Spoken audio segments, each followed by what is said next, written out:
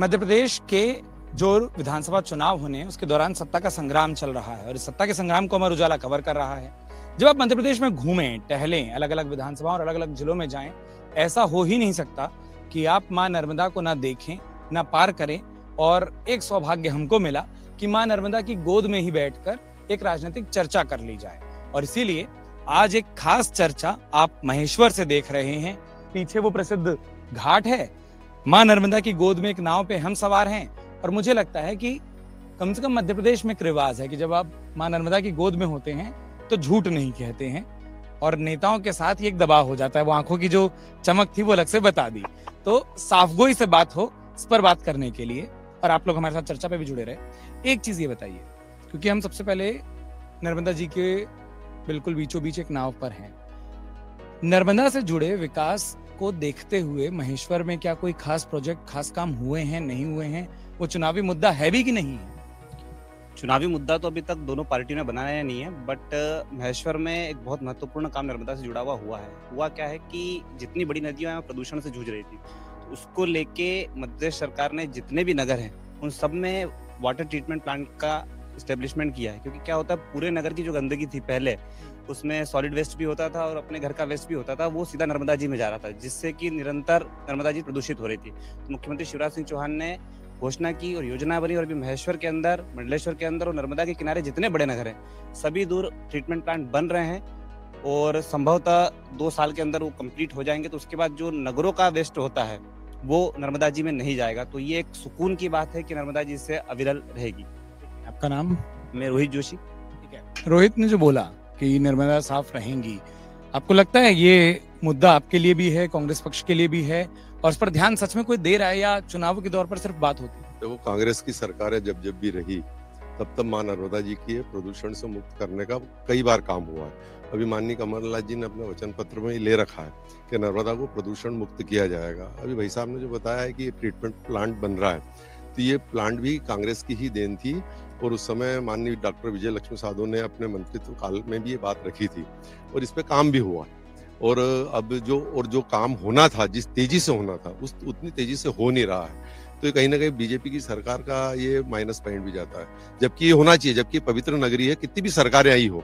मेरा तो यहाँ तक ये कहना है कि सरकारें शुरू से बन रही है, नर्मदा कोई आज की नदी नहीं है, पुरातन नगरी है। तो ये तो सबसे ज्यादा पवित्र नदियों में से आती है, माँ शिव की पुत्री कहलाती है।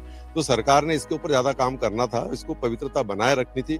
लेकिन अब धीरे धीरे इस पे काम हो रहा है, लेकिन जितनी गति से होना चाहिए उस गति से नहीं हो रहा। ये वैसे ही है जैसे गंगा का प्रदूषण रोका जा रहा है तो रुका नहीं है। तो मां नर्मदा भी अभी आज तक ये सबसे बढ़िया पानी है यहाँ का, लेकिन हो सकता है आने वाले दिनों में यदि इस पे काम नहीं हुआ तो मुश्किल जाएगी, ये भी प्रदूषित हो जाएगी। आपका नाम? के पुरोहित। युवा बैठे हों तो थोड़े नए विचार मिलते हैं। क्या है महेश्वर में, खासतौर पर युवाओं को ध्यान रखें, तो आप लोगों के बीच में मुद्दा जिस पर आपको लगता है कि आप वोट करेंगे, नहीं करेंगे? भाई साहब, मैं केवट समाज से आता हूँ और केवट समाज कांग्रेस से प्रताड़ित समाज है।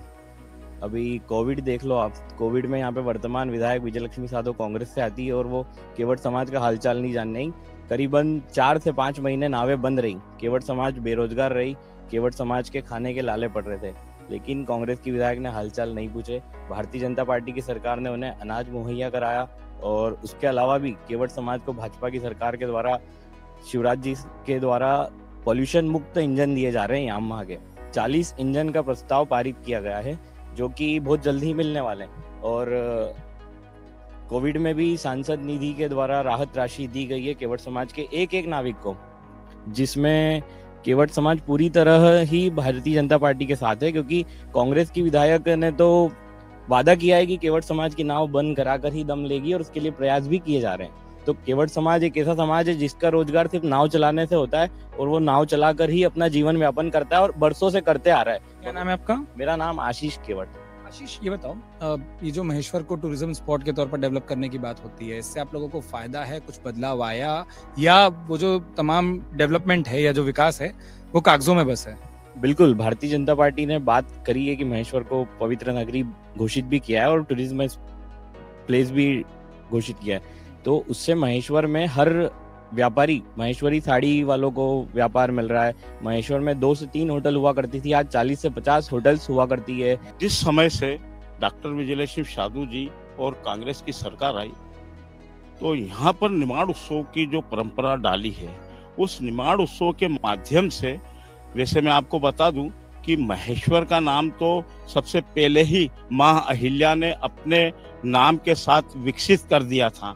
और रहा सवाल, ये तो माँ नर्मदा का उद्गम वो क्षेत्र है कि जिसको कोई नेता पवित्र नहीं कर सकता, ये तो पहले से ही पवित्र है। लेकिन मैं आपको यहाँ एक बात बता दूं कि जिस प्रकार से महेश्वर का नाम देश विदेश तक पहुंचाया, वो एक निमाड़ उत्सव के माध्यम से हुआ। उस निमाड़ उत्सव का प्रथम, जैसे यहाँ पर निमाड़ उत्सव हुआ, डॉक्टर विजयलक्ष्मी साधु जी ने प्रसिद्ध हेमा मालिनी, एक से एक गायक, एक से एक फिल्मी कलाकारों को लाए, पंजाब से अलग राज्यों से, उससे महेश्वर का एक नाम हुआ।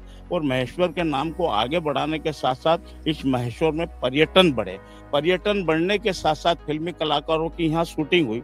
तो ये जो काम हुआ उसमें निमाड़ उत्सव में, जैसे जिन केवट भाइयों के लिए नौका दौड़ ये वो सब होती थी, उस निमाड़ उत्सव में महेश्वर के ही ये केवट लोग रहते थे और उसमें ये जिनकी नाव वगैरह आती थी उनको अच्छा पारितोषण निमाड़ उत्सव के माध्यम से कांग्रेस की सरकार में दिया जाता था।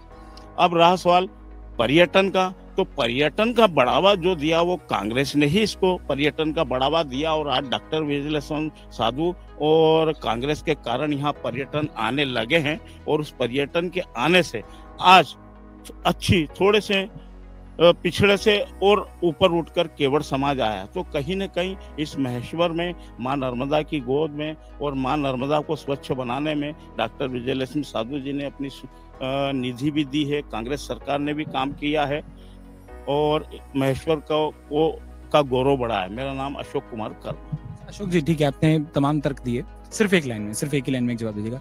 ये तो मानते हैं ना, मतलब हम गोद में हैं, कि सफाई की, व्यवस्था की, विकास की, घाट पर कि जहाँ पर्यटक आए रुकें बैठें, जैसे अभी धूप है, कपड़े बदलने की, कई चीजों के काम करने की जरूरत है। हम ये तो नहीं बोल सकते कि बहुत हो गया। देखिए, जैसे यहाँ बाहर के पर्यटक आते हैं, महिलाएं नहाती धोती, उनके कपड़े बदलने की व्यवस्था जो है यहाँ पर जो नगर पंचायत है उसके माध्यम से की जाती है। पिछली नगर पंचायतों में जो था सब उनकी व्यवस्था की है। लेकिन जैसे अभी आपको ये जो कमी दिख रही है, तो अभी यहाँ जो बाढ़ आई है, उस बाढ़ में कुछ कारण द्वारा वो बह जाती है या उसको अन्य जगह पर रख दिया जाता है। अब रहा सवाल, जैसे ये छोटी मोटी चीजों के लिए जो नगर की, हाँ बहुत जरूरत है, बहुत जरूरत है। मुझे लगता है आई जाना चाहिए। अगर आप अशोक जी इधर आ जाएं, मैं इधर आराम से आकर बात करूं। जी कहिए। जी, सबसे पहले तो जो आपने अपन सभी लोग ये जीवंत नर्मदा जी के गोद में अभी हम लोग बैठे हुए हैं, तो उस मुद्दे को आपने शुरुआत की है, तो मैं कहना चाहूंगा, नर्मदा ने जाने कहां कितने तप किए, जितने भी कंकर चूहे सब शंकर किए। तो ऐसी मां नर्मदा जी के लिए कांग्रेस ने, माननीय कमलनाथ जी ने नर्मदा सेवा सेना का गठन किया है। एक बात, नर्मदा जी का महत्व ये क्या करेगी? ये करेगी, आपको अभी जब आपकी बात समाप्त होगी तब हर पॉइंट क्लियर होगा। नर्मदा जी का महत्व, ये हमारे मध्य प्रदेश की जीवन रेखा है, लाइफलाइन है। नर्मदा जी का महत्व धार्मिक के साथ साथ आध्यात्मिक भी है। कहीं मोहनजोदड़ो हड़प्पा संस्कृति सामने नावड़ा तोड़ी, जिसका नाम वर्ल्ड आर्कियोलॉजी मैप पे सबसे पहले डायनासोर के अवशेष मिले।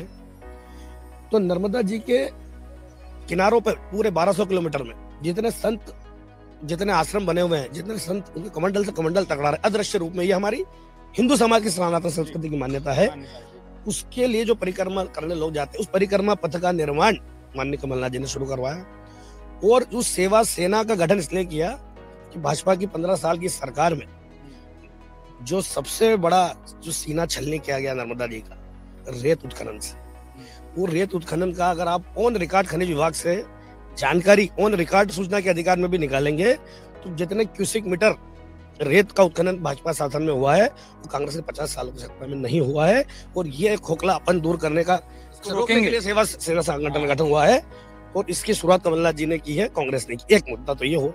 नंबर 2, हमारे छोटे भाई केवट समाज के, मैं नाम नहीं जानता, बहुत अच्छी बात आशीष जी ने बोली कि पहले हम केवल पार उतारते थे लोगों को, आज पर्यटकों की ये नाव की आपको यहाँ देख रहे हैं कि सभी, है ना। तो 2 कारण, पहला तो निमाड़ उत्सव की जो बात करते हैं, हमारे यहाँ की अर्थव्यवस्था महेश्वर की 2 चीजों पर टिकी हुई, एक तो साड़ी उद्योग, एक पर्यटन उद्योग। साड़ी उद्योग माँ अहिल्या जी ने शुरू करवाया था, जिसको आगे बढ़ाया डॉक्टर विजयलक्ष्मी साधो जी ने। ऐसे बढ़ाया कि हाथकरघा भवन का निर्माण करवाया, कई तरह की योजनाएं बुनकरों के लिए लेके आए, कबीर बुनकर सम्मान योजना की शुरुआत करवाई और निमाड़ उत्सव से अंतर्राष्ट्रीय पहचान महेश्वर को दिलवाई। और उन्होंने एक और अच्छी बात बोली कि आज 50 होटलें हैं, तो सबसे पहला निर्माण पर्यटन मंत्री रहते हुए डॉक्टर विजय साधो ने नर्मदा रिट्रीट होटल की शुरुआत की। उस समय केवल 3 होटल हुआ करती थी, रात रुकने की व्यवस्था नहीं थी। जब पर्यटकों को रात रुकने के लिए प्लेस मिला, उसमें पर्यटक देने बढ़ गए कि आज 72 होटल है 50 नहीं। और ये 2 अर्थव्यवस्था के क्षेत्र में मां नर्मदा जी की सफाई और मां नर्मदा जी के संरक्षण के क्षेत्र में जो काम कांग्रेस ने प्रदेश लेवल पे किया है, उससे बढ़कर काम डॉक्टर विजयलक्ष्मी साधो ने महेश्वर क्षेत्र में किया। यही मैं कहना चाहूँगा। जैनुद्दीन बोहरा। बहुत सारी बातें सुन ली होगी, बहुत सारे तर्क आ गए। युवा हो, चेहरे पर मुस्कान है।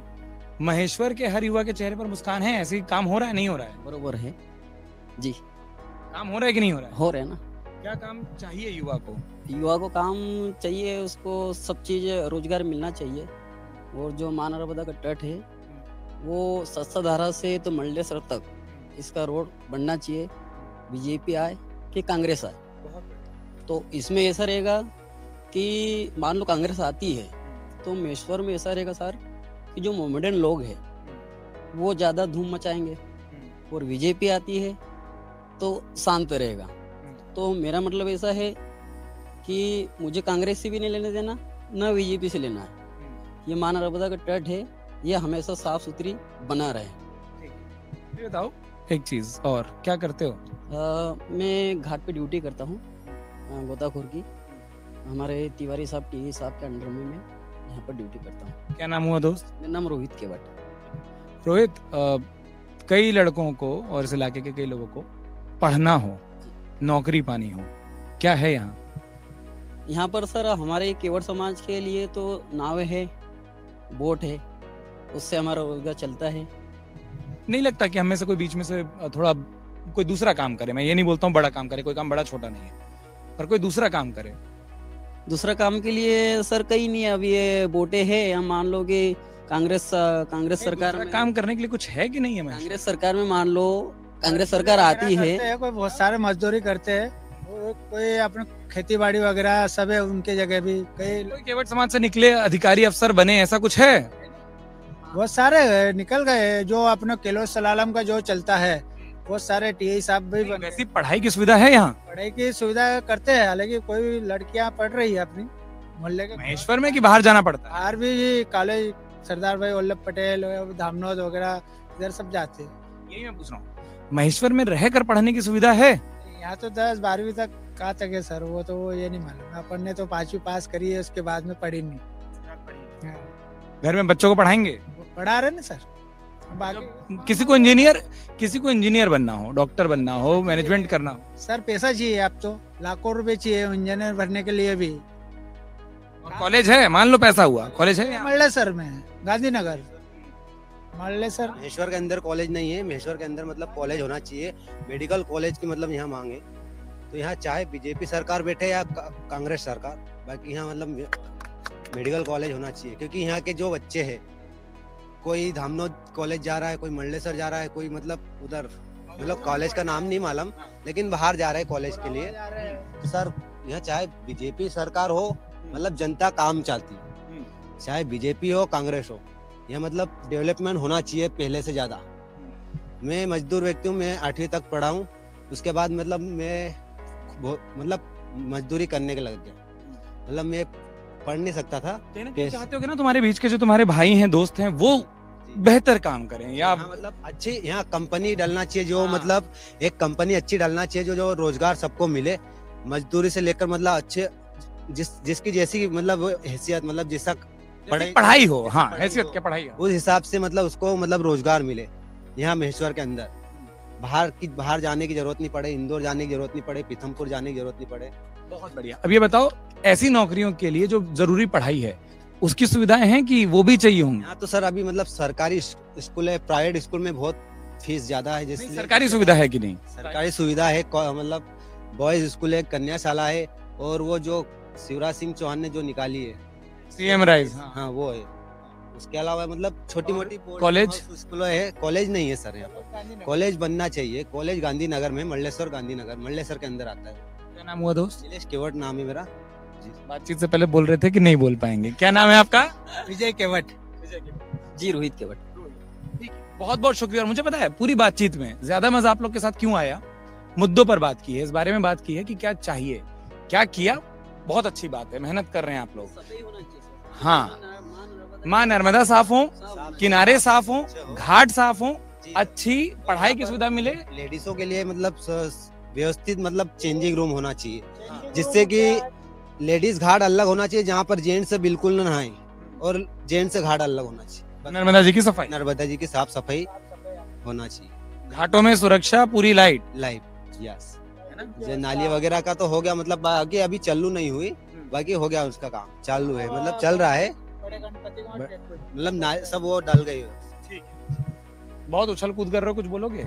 ठीक है, तो इस चर्चा को यहाँ विराम देते हैं। और मैं हमेशा कहता हूँ कि ऐसी चर्चाएं जिसमें मुद्दे निकल कर आए, वो समझने के लिए बहुत अच्छी होती है। उससे समझ आता है कि आखिरकार इस क्षेत्र में अलग अलग वर्ग, अलग अलग लोग क्या चाहते हैं। जब आप शहरों में बात करते हैं तो आपको शहरी मुद्दे दिखाई देते हैं, लेकिन जो रोज माँ नर्मदा की मेहनत करके, माँ नर्मदा पर मेहनत करके और माँ नर्मदा की सेवा करके अपनी आजीविका चला रहे हैं, वो भी चाहते हैं कि उनके बीच में से कई लोग बाहर निकले। लेकिन उसके लिए जरूरत जिन बुनियादी सुविधाओं की है, कौन सी सरकार उसको देगी, नहीं देगी, किसके दावे आपको सही लगे, गलत लगे, दावे भी आपने सुने, फैसला जरूर करिएगा। लेकिन एक अपील ना मेरी आप लोगों से है, कोई भी मुद्दा चुनना, कोई भी सरकार चुनना, 17 तारीख को वोट जरूर करना, ठीक है? वोट जरूर करोगे, तब मुद्दों पर बात होगी। और जब हर वर्ग वोट करेगा तो जिस बदलाव की हम बात करते हैं, जिन मुद्दों की हम बात करते हैं, उन मुद्दों पर भी बात होगी, बदलावों पर भी बात होगी। और जो तमाम जिम्मेदार पार्टी के यहाँ पर हमारे साथ बैठे हुए थे, उन पर भी बात होगी। आप कुछ कहना चाह रहे हैं, अगर संक्षेप में कहिएगा, क्योंकि मुझे लगता है बहुत जरूरी जो मुद्दे हैं ना, उन पर तमाम बात आ गई है। बहुत अच्छा लगा इस चर्चा को देखकर कि शालीनता से और सुगमता से जो बातें महेश्वर विधानसभा को लेकर की गई। मैं जानना चाहता हूँ, महेश्वर विधानसभा का हर मतदाता यही चाहता है कि यहाँ पर जो सरकार बने वो निष्पक्ष बने, व्यवस्थित बने, और कहीं ना कहीं युवाओं का साथ देते हुए। मेडिकल कॉलेज की चर्चा अगर हम करते हैं, मेडिकल कॉलेज क्योंकि युवाओं का उसमें पक्ष है, युवाओं का उसमें भविष्य है, उससे मेडिकल कॉलेज से हमारे क्षेत्र का निर्माण, हमारे क्षेत्र का भविष्य दिखता है, हमें नजर आता है। और आदरणीय डॉक्टर विजयलक्ष्मी साधो जिसके लिए प्रयास कर रही है, जिसको देखा जाए तो विपक्ष ने पहले रोका, आज विपक्ष उसकी बात करता आ रहा है, उसके लिए कहीं ना कहीं उसको रुकावटें डालता आ रहा है, तो उसने भी ये चीज सोचना चाहिए। बच्चे सबके पढ़ते हैं, हमारे भी, उनके भी। यहाँ पर पार्टीवत बात नहीं होते हुए अगर डॉक्टर विजयलक्ष्मी साधो उनका कार्य करती है तो उसमें उनको साथ देकर उस कार्य को आगे बढ़ाना चाहिए। यहाँ पर थोड़ी देर पहले मैं बात सुन रहा था हमारे भाइयों की, केवट समाज को लेकर, हर समाज को लेकर। मैं समझता हूँ कि यहाँ पर समाजवाद कहीं नजर नहीं आता, ये हम सब एक हैं, और जब विकास होता है तो सारे समाजों को उसका कहीं ना कहीं योगदान मिलता है, सारे समाजों को उसमें उसका प्रभाव पता चलता है। मैडम ने जब यहाँ पर विकास किए तो किसी समाज का पूछ कर नहीं किए, हर समाज को उसका दायित्व मिला, हर समाज को उसका मिला। हम यहाँ पर देखकर ऊपर एक मंदिर नजर आ रहा है जो पंडरीनाथ मंदिर के नाम से जाना जाता है, 300 साल वर्ष पुराना मंदिर है। जब कांग्रेस की सरकार आई, डॉक्टर विजयलक्ष्मी साधो मंत्री बने, उन्होंने सबसे पहले इसका रिटर्निंग वॉल और इसकी सुरक्षा के लिए निधि प्रदान की, इस पुरातन क्षेत्र को संजो कर रखा। हम इस क्षेत्र में आते हैं, नर्मदा घाट पर आते हैं, इस पर आने वाले मार्ग को उन्होंने सुगम किया। विकास की बात आती है, मैं युवा हमारे साथियों से यही निवेदन करना चाहता हूँ, 17 तारीख को मतदान करे, निष्पक्ष करे, प्रचार मत करिएगा प्लीज, बस अपील करिए। मैं अपील कर रहा हूँ युवाओं से, प्रचार नहीं करना चाहता मैं किसी पार्टी के लिए नहीं, मैं तो ये चाहता हूँ कि हमारा क्षेत्र विकास किसके लिए कर रहा है इस पर ध्यान दे। और इसी बात के साथ जो इन्होंने आखिरी में कहा ना कि मुद्दे अपने खुद ध्यान रखिएगा, विकास के मुद्दे चुनिए या कोई भी चुनिए जो आपको सही लगे, लेकिन मतदान जरूर करिए। महेश्वर मध्य प्रदेश में मतदान में नंबर 1 आए, ये मैं अपील आप सबसे कर सकता हूँ। बहुत बहुत शुक्रिया, आप सबने अपना वक्त दिया, और खास शुक्रिया आपका, क्योंकि आपने ये राह हमको दिखाई है, किधर चलना है, किधर देखना है, मां नर्मदा को किस तरीके से देखा जा सकता है, महेश्वर की खूबसूरती को। बहुत बहुत शुक्रिया। अगर आप ये वीडियो YouTube पर देख रहे हैं तो हमारे चैनल को सब्सक्राइब करें और बेल आइकन को दबाना ना भूलें। अगर आप Facebook पर ये वीडियो देख रहे हैं तो हमारे पेज को लाइक करें।